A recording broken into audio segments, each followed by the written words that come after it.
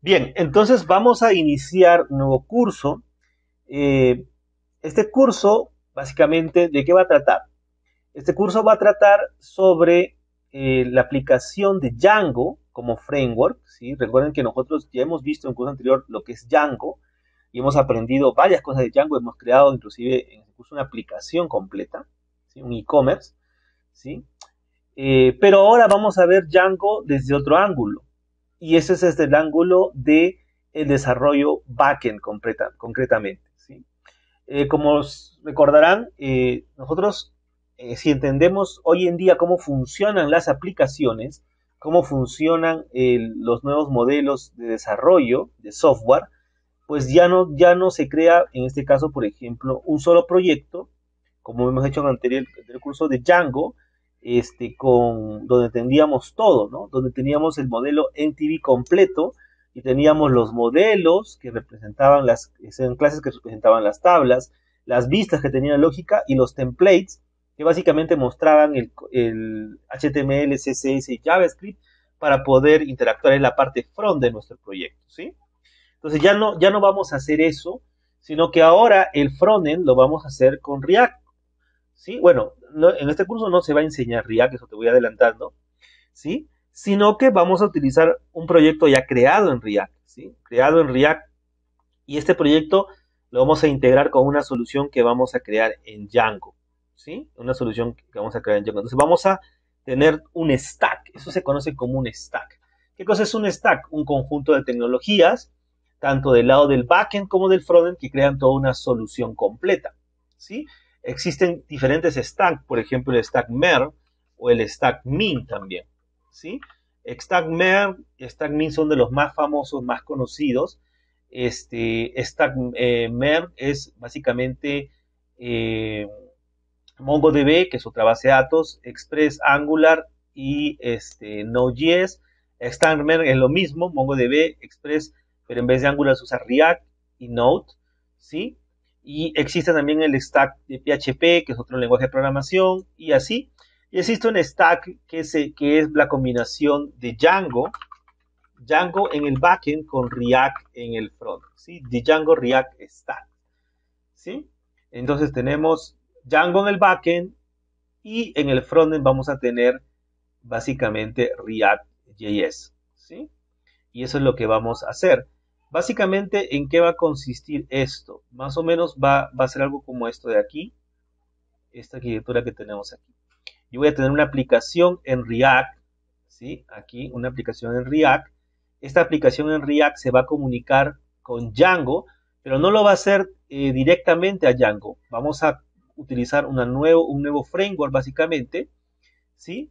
Que se instala sobre Django, o sea, este framework llamado Django REST Framework, se instala sobre Django y le da la potencia a Django o convierte a Django en un RESTful API. O sea, nos permite crear todo un RESTful API para poder comunicarnos con React y poder enviar las peticiones que necesitamos, ¿sí? Seguramente si has llevado React, has visto que en React yo puedo consumir APIs, ¿sí? Pero estas APIs eran de terceros, no eran tuyas, ¿no? Ahora tú vas a crear los dos lados de la moneda. Vas a crear el API REST con Django y lo vas a poder consumir con React, ¿sí? También podemos crear directamente soluciones, pero esto no lo vamos a hacer.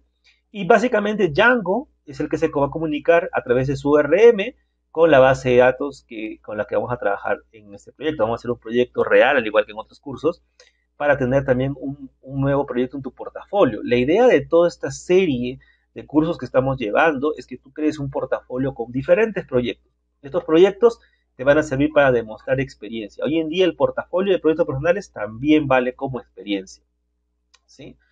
Entonces, básicamente, lo primero que vamos a ver ahora, este es el ecosistema, este es el macro de todo lo que vamos a ver. Concretamente, lo que vamos a aprender ahora en estas primeras sesiones es básicamente el modelo de un REST API. ¿Cómo es que funciona esto? ¿Sí? Entonces, vamos a empezar por aquí. Tradicionalmente, yo voy a tener un cliente que antiguamente era un cliente que hacía request simplemente HTTP, y estos requests simplemente mostraban al final un documento HTML, ¿no es así? Un documento HTML.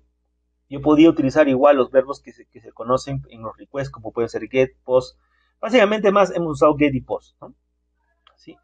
Ahora, lo que va a cambiar es que en vez de retornar HTML, vamos a retornar un nuevo formato, y ese formato se llama JSON, ¿sí? Es el formato con el... Entonces, ¿qué es JSON en realidad? JSON es un formato así más o menos de este tipo. Mira, y acá hay un ejemplo bonito. Antiguamente, los primeros ecosistemas que se creaban de ese tipo se llamaban web service o servicios web, ¿sí? Y un servicio web permitía que yo exponer la información de una aplicación para que sea consumida por otra aplicación. El formato antiguo más usado se llamaba XML. Y XML era algo parecido a HTML en realidad, eran tags, pero esos tags eran, por ejemplo, de definiciones propias. Por ejemplo, si yo quería enviar la información de un empleado, en este caso aquí de la tabla employees, por ejemplo, yo creaba un tag llamado employee. Y ese tag employees, como puedes ver aquí, tenía todo este conjunto de cosas, ¿sí? Vamos a volver a hacerlo aquí. Este tag employees tenía esto, ¿no? Tenía toda esta información dentro de un tag. Dentro del tag de employees tenía cada employee aquí en su sección, y dentro de cada campo era otro tag. Entonces eran múltiples tags encerrados en otro, ¿sí?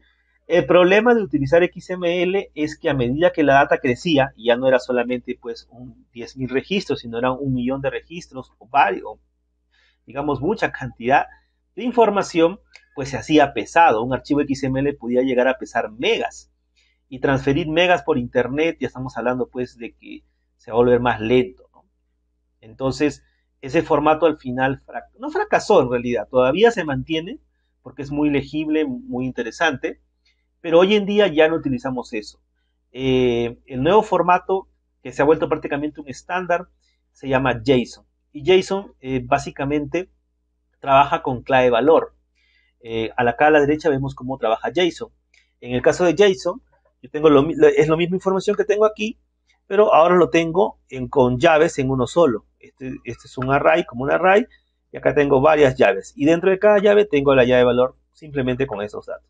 Entonces esto es mucho más ligero que un formato XML, y permite transportar mucha, pero mucha cantidad de información, al punto que luego se creó una base de datos basada en este formato JSON que se llama MongoDB, que también vamos a alcanzar a verla como una adicional, pero para que me entiendas, este formato JSON fue el más usado es el más usado actualmente, y con el que vamos a trabajar bastante, ¿sí?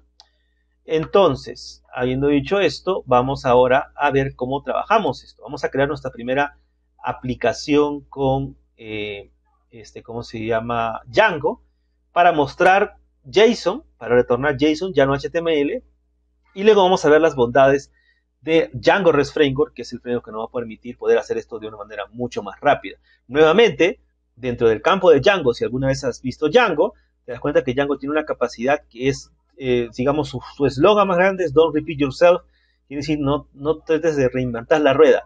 Django te va a dar un marco de referencia, un trabajo, algo con el que fácilmente vas a poder crear todo esto.